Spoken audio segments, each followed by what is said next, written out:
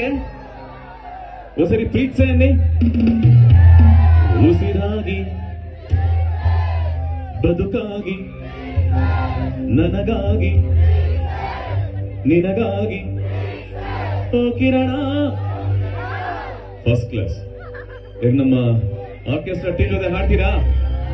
Ready ಇದ್ದೀರಾ? ನಾನು mic ನಿಮ್ ಕಡೆ ಇಡ್ತೀನಿ, ನೀವು ಪ್ರೀತ್ಸೆ ಅನ್ಬೇಕು ಅಂತೀರಾ? ಪ್ರೀತ್ಸೆ ಇದೆ ಜೋಶ್. ರೆಡಿ ಇರು.